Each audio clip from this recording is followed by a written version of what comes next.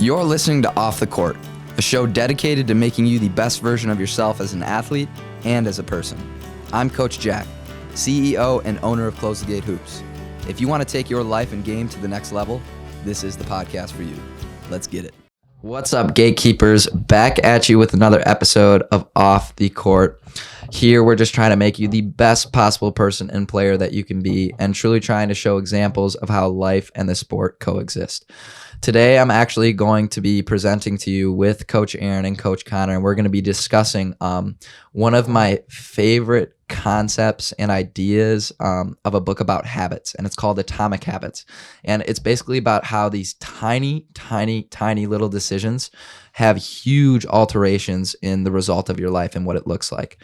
And we'll go through all the steps, but there's basically like a 10 part process that they talk about on how these decisions truly change your life. And to start out, the first part is getting 1% better each day. I'm sure you've heard this from a bunch of people, and it may sound like some sort of cliche thing that kind of isn't real, something that kind of goes in one ear and out the other ear. But they were explaining it in this YouTube video I watched. And if you want to watch the YouTube video, it's called Atomic Habits, How to Trick Your Brain into Doing Something Extremely Hard. But it's actually about a book that I actually just bought on Audible. But by getting 1% better each day, if you put that to the exponential form, you'd be getting, from the start of the year to the end of the year, you'd be getting 38 times better as a person than you were at the beginning of the year, which is absolutely nuts. And then if you go over a span of 10 years, that would only multiply even more. And the great example that they used in this video was this cycling team. So there was this professional cycling team. They were one of the worst collectively compared to other countries. I can't remember what specific country it was, but they were trying to embody this belief in the 1% getting better each day. And their goal was to win the World Cycling Championship, whatever the specific name's called, in 5 years. And they actually accomplished this in 3 years, 2 years earlier than they thought they were going to get there, by embracing this concept of 1% better each day.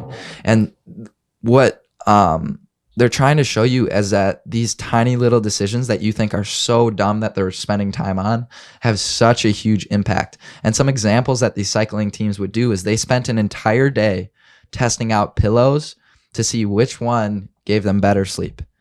And people would look at that and be like, that is a huge waste of time if you're trying to win the championship for your cycling team.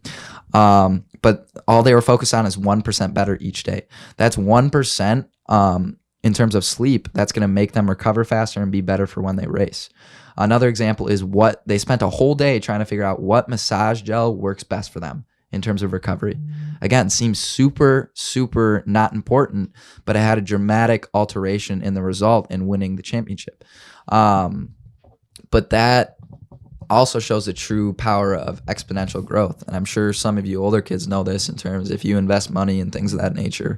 But that's something Einstein said all the time. And I really don't think people understand it. And even for me, looking back like 6 months ago, I can't even believe the things that I was doing compared to now. And that's honestly, I kind of been embracing this type of 1% better each day without even knowing it with Close the Gate.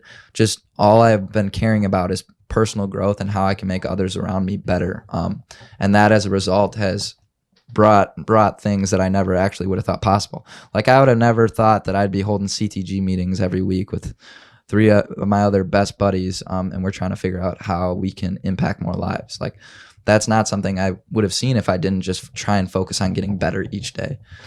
Is there anything you guys wanted to add in terms of examples of some ways that you've had that throughout your life? Yeah. So, one of my examples, you gatekeepers might think it's funny.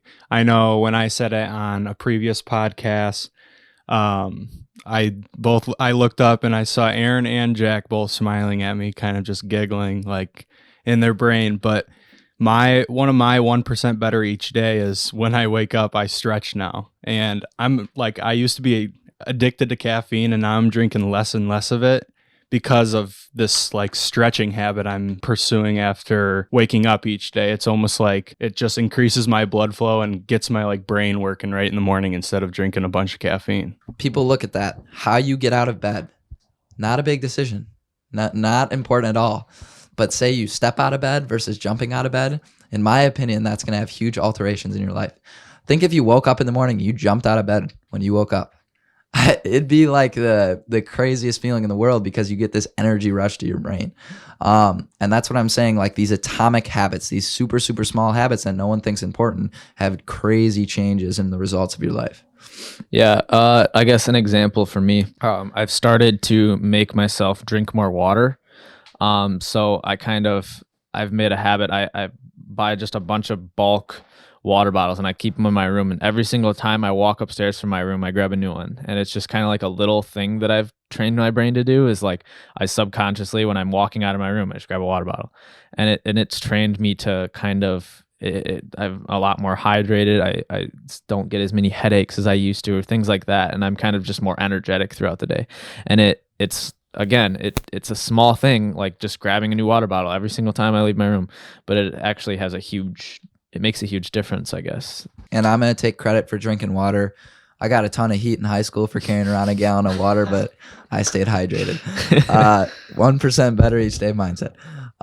So one of the second biggest takeaways I had from this Atomic Habits is they talked about old age mindset, and it was like a 25-year study or something like that, talking to people that are entering that old type of age where you start thinking about death and things of that nature.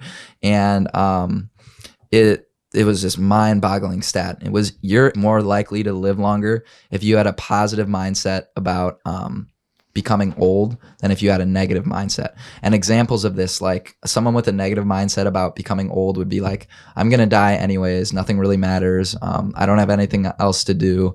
That's a type of person that was a negative mindset. And they were 8 years were cut off their life if they had that type of mindset. And an example of someone with going into a positive mindset with old age was, I'm going to be able to get so much smarter. I'm going to be able to do all these things. You know what I mean? And they drew this diagram, and it was crazy to see because this type of mindset is called identity. So you have a circle, right? It's identity. You have a second circle then around identity, which is action, and then a third circle, which is results. Because their identity was positive, they chose to eat better, to exercise more, to read more books, because they were excited about becoming old and having more time to do things. Compared to someone who was negative, their actions then were a lot worse. They ate worse because they know they're going to die anyways. They didn't read because it doesn't matter. They're just going to die. And then as a result, the results of the negative people were they lived not as long. And then the results of the positive people is that they lived 8 years more. So it's kind of crazy when you think about it, this mindset. It's an identity, which leads to action, which leads to results. Mm-hmm. And yeah, your mind is a lot more powerful than everyone thinks it is. You think you can't really even control your own thoughts, but even when you're able to control your own mindset, it'll change real life actions and change real life things that you do. But I mean, with your old age mindset, being old is something that not a lot of people look forward to, but it can be a really valuable time in your life that you can really try to pay attention to what's important. Being old is when you are able to, spend a lot of time with your family or spend time doing things you love or with people you love and things like that. And it's a great time to reflect over your life and be able to talk about what you learned and things like that and make an impact on other people. Like Aaron said, and Jack, majority of people like with an old age mindset, yeah, they are going to be negative about it, you would assume. But what came to my mind was like my grandma. She is the best person in the world. She's awesome, but I don't think she's ever negative around her grandkids. And I just think that's like in better health for her and for all of her extended family. We have dinner at her house. I'm thankful for this. Pretty much my family and like my cousins, aunts and uncles, we have dinner at my grandma's house every Sunday. And every time we're all over there, it's never negative. So, and we always have just positive like energy there. Yeah, that's awesome that you go and eat every single Sunday. That's something I hope in the future that my family does as well. one of the third biggest takeaways that I took away from this video was something called willpower fatigue. And this was kind of mind-boggling and eye-opening for me. But they threw up this chart, and back in the old days, there would be these judges that would basically tell someone if they could get out of jail or not, whether it's based off good behavior, is so they said. But they showed this chart, and you were 7 times more likely to be let out of jail if you were a prison mate, because it was at the beginning of the day. Okay. 7 times more likely because it's at the beginning of the day, you're going to get let out of jail. Before lunch, your chances of getting out of jail were basically 0. So over the span of 4 hours, there's this thing called willpower fatigue. The judge didn't have any willpower left to basically be kind and let these people out of jail. After the lunch break, it would shoot back up to 7 times more likely to let these people out of jail. Mm-hmm. And same thing happened with dinner. Absolutely insane when you think about it, but this is so true. The more I've thought about it in my daily life, I get everything done right in the morning, and then my willpower fatigue starts to kick in, and I'm not as productive later on in the day because of this statement. Well, you can kind of almost like when you're getting close to lunchtime, you can kind of like see an end or light at the end of the tunnel. You're like, you see that and you're like, I'm just trying to get there, and instead of actually trying to instead of focusing hard on what you're trying to do. And I've noticed that too. Like right when I wake up, I feel like super productive, and I like get all these things in my head. I'm like, I'm going to do all this, and I start working on it, and eventually things start to slowly fall off my list. I'm like, okay, I'll just do that tomorrow, or things like that, right? Because you're getting closer to lunchtime. But it's a really weird phenomenon, I guess. I don't know. I can just remember like when you guys both talked about like just before lunchtime. I can literally remember sitting in Spanish class my senior year, and I had 5th hour, and you'd sit there and look at the clock until it hit 12:17, and then you would sprint out to your car and drive 50 miles per hour to Luke's or to Jimmy John's or something like that. So my biggest takeaway from knowing this, though, obviously, is to strategically plan when your breaks are. Right? Don't just wait till lunch or wait till dinner to take your break. What I even told Aaron, Connor, and Isaac to help them be more productive with CTG work is called 90-minute blocks. You designate that 90 minutes for something super, super specific, and that's all you do for 90 minutes, and then you take a break, and then you can make more blocks. But I think this way, that's one way that we can make willpower fatigue less effective, because honestly, that's probably what most people struggle with in terms of procrastination as well, is because of that willpower fatigue. Mm-hmm. The 4th biggest takeaway for me from Atomic Habits was, and this is probably easily the biggest one, and we need to do a separate episode on this because it's such a huge deal, and that's the word priority turning into priorities. Okay, back in the day, it just used to be priority. Then all these big CEO business guys, super successful people turn the word into priorities, thinking that there's more than one priority. And this is a problem that I struggle with so much, is I don't do a good job of literally just picking 1, 2, or 3 priorities. I think I have way too many priorities, and that's why most people struggle with and become overwhelmed and actually get too stressed about things, is because they don't actually know how to figure out their priorities. And Warren Buffett has this thing called 25 and 5, and he was interviewing someone to work for him, and I'm hoping most of you know who Warren Buffett is. He's the most successful business investor of all time. But he asked this person, this worker, to write down 25 priorities that they want to accomplish throughout their life. Okay. And then he asked them to circle the first 5. And he goes, what are you going to do with the other 20 that aren't circled? And the workers answer, I'm going to do it after dinner or something late at night when I have extra time. And he goes, that right there is your problem. You should forget about the other 20 priorities, because you didn't have them in your top 5. You shouldn't be doing any of them. We can't try and chase 2 rabbits at the same time. If you try and chase 2 rabbits, you're going to catch none. Mastery and knowing what you need to work on is such a huge deal. So try to focus on just a priority. And I've been doing this too. I'll write down on a piece of paper what I have to do each day, and it's just 1 or 2 or 3 things, right? But I only have that piece of paper, so I can't write more things. Which I think is such a huge deal and I need to be better at. So try not to have a lot of priorities, just narrow down on a couple things. That's like all you need to do and what you want to accomplish, and that's what you should be working for.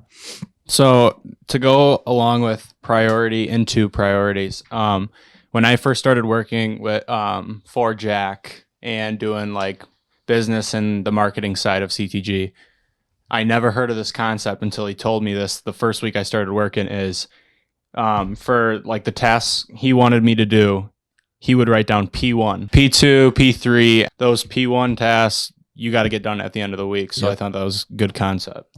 Yeah, I think that's why so many people struggle with time management too, just not knowing what their priorities are. Because they see a giant list of things they need to do and it freaks them out. And then, and it goes along with like, if you're trying to meet like a long-term goal, you see a long-term goal and it seems so far away, or it seems like there's so many steps in between them, in between where you are now and that long-term goal. And it's like, get yourself 1% better every single time. And you'll get to that goal. It's a process. It's not just an overnight thing most of the time. So.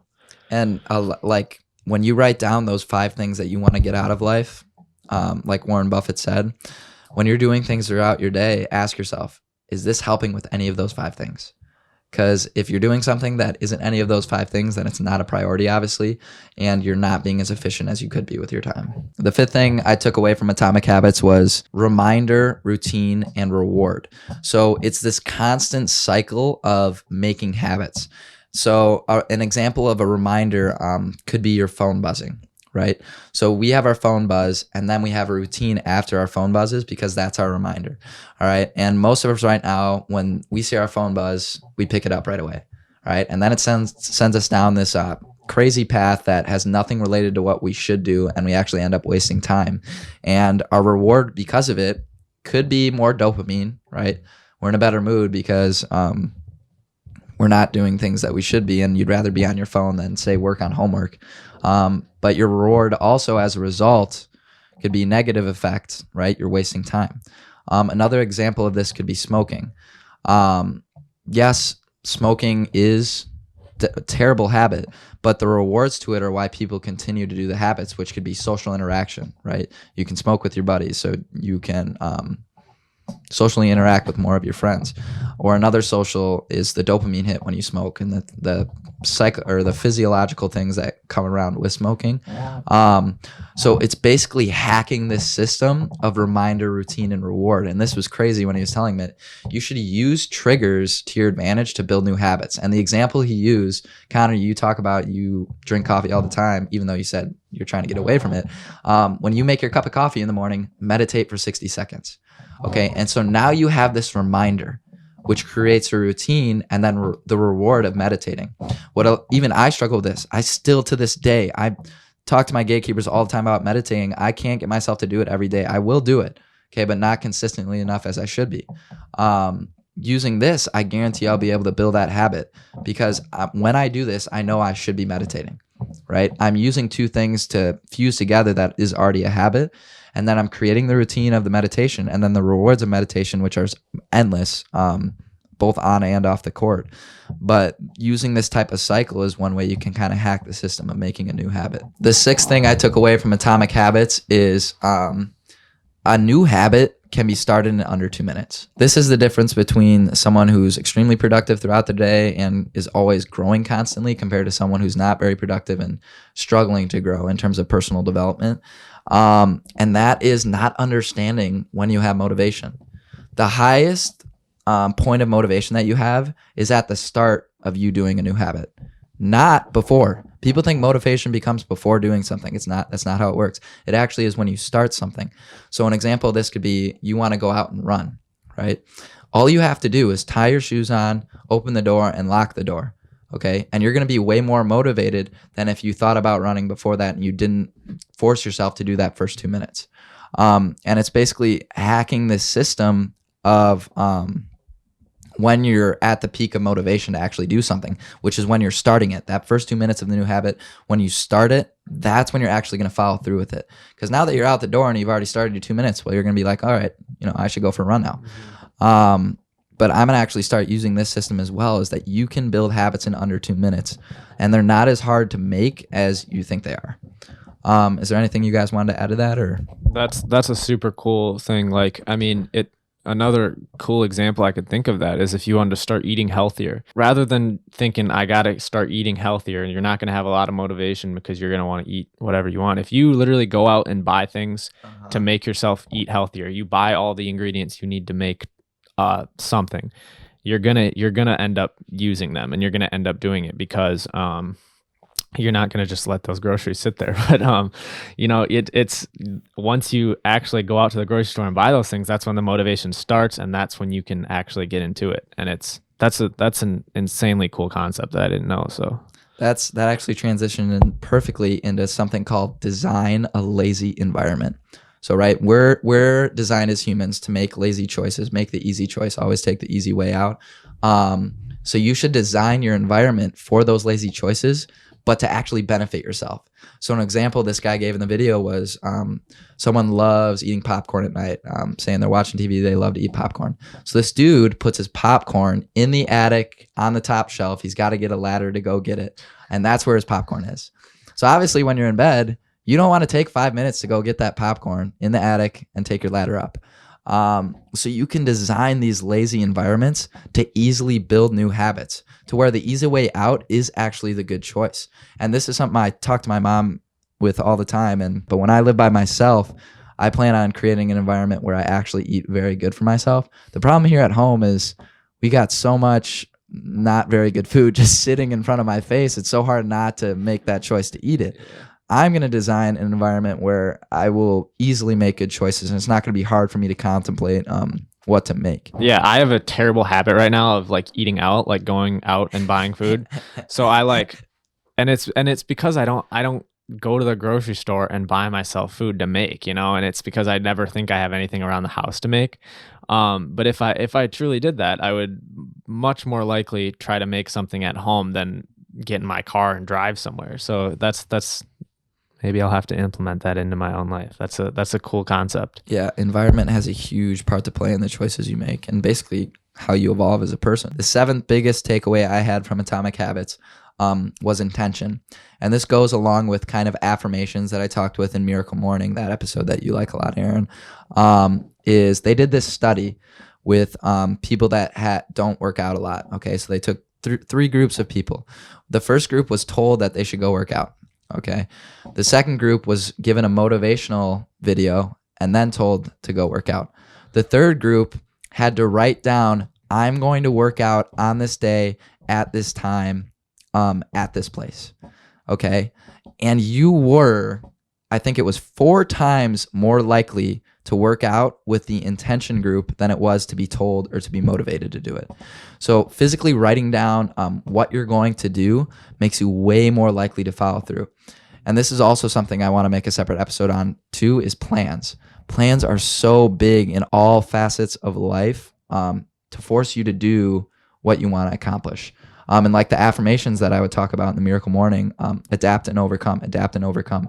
You're way more likely to encounter a conflict and then be able to adapt and overcome it because you physically wrote it down and you told yourself that you're going to do that.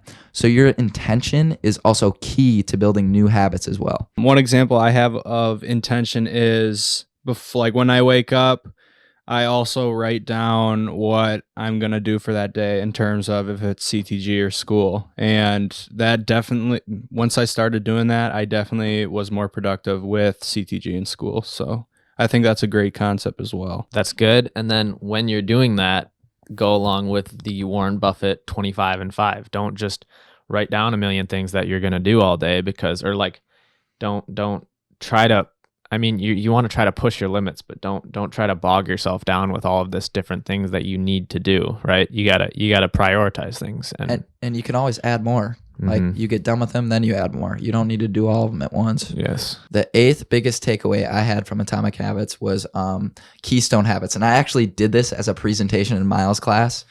My senior year was learning about Keystone, and I was always fascinated with it. But they're basically these habits that affect your other habits as well. So it's kind of like a domino effect thing. So you choose to build these habits because it's going to make you way better at these other habits. And a perfect example is working out. When you work out, your energy levels are going to be better. You're going to feel better about yourself. Your mood's going to be better, and you're going to make healthier choices. You're not going to get done working out and then go to Dunkin' Donuts and grab a few donuts because you're going to be like, I don't want to waste my workout that I just had. So that's an example of a keystone habit because it trickles down into all these other decisions in working out. Is there any keystone habits you guys can think of that's not working out that you could relate to in terms of a domino effect with your decisions? I think one keystone habit of mine is waking up and stretching every day. It makes me definitely more productive and efficient throughout the day with whatever I have to do for that day.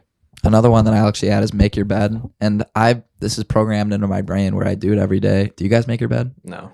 Really? I don't even know how long I've been making my bed, but the day I wrote make your bed, and Sam Smith's actually the one that put me on this, is I've been making it for probably 2 or 3 years now.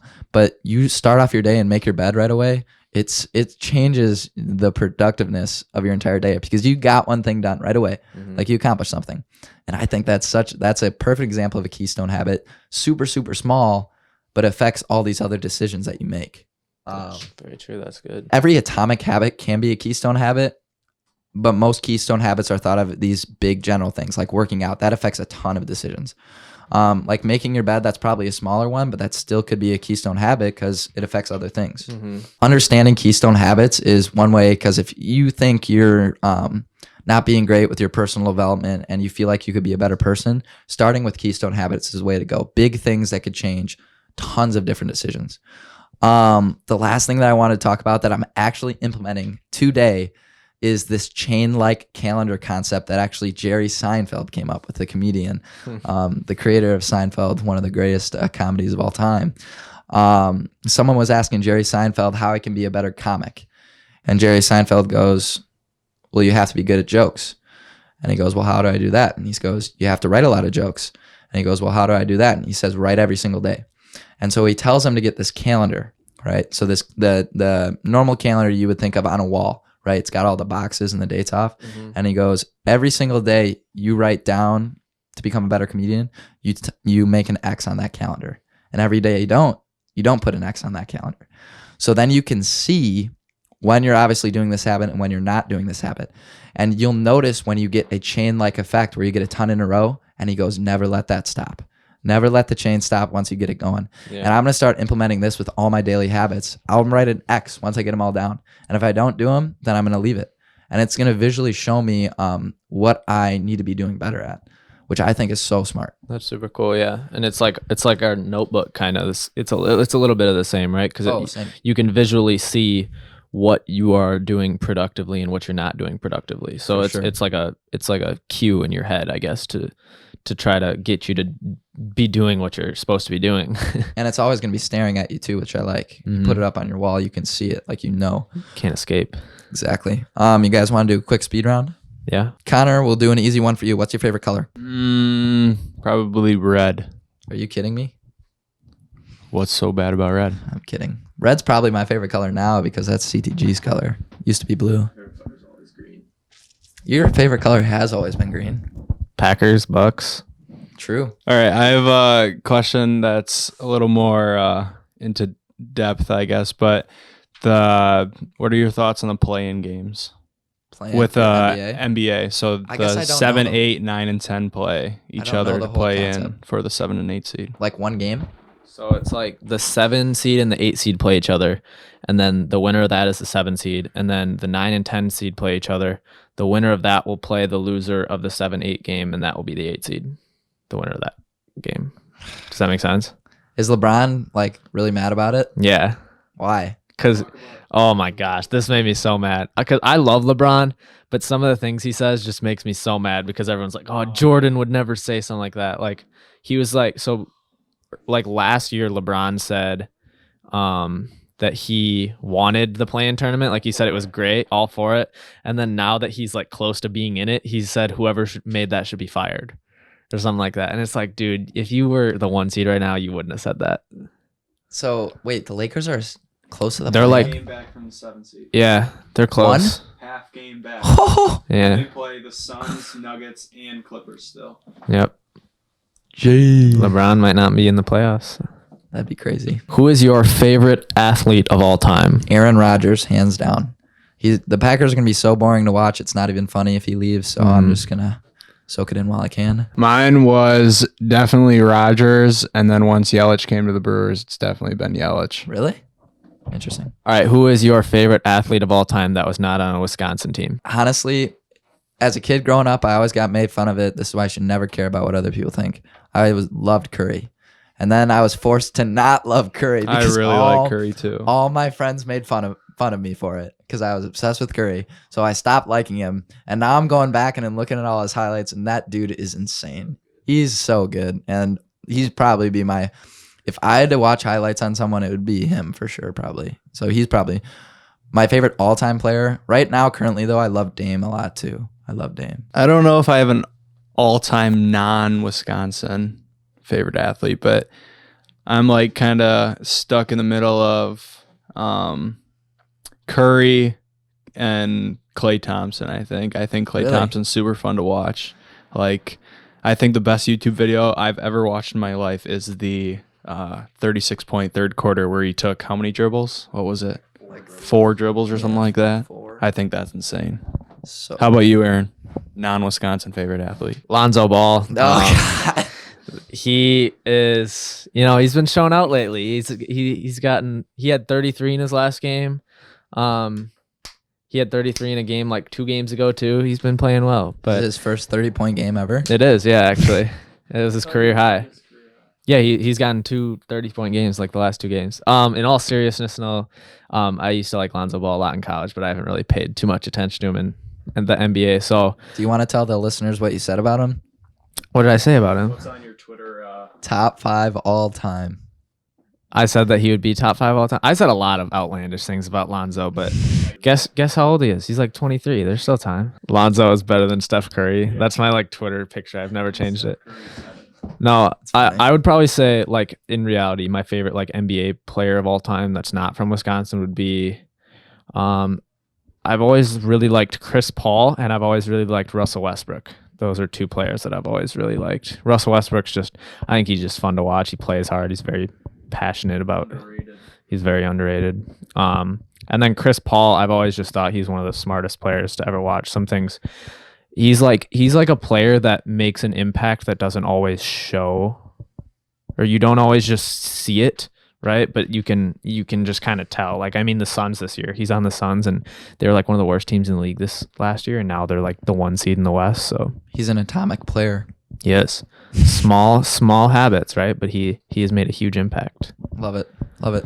Well, thank you for listening to another episode, Gatekeepers. I thought this was another great one because building habits and becoming obsessed with personal development is honestly one of the things that has helped me the most to grow as a person. So thank you for listening, Gatekeepers. Stay tuned for more episodes. We're going to keep feeding you content to become your best self. I'm Coach Jack. We out, baby. Peace.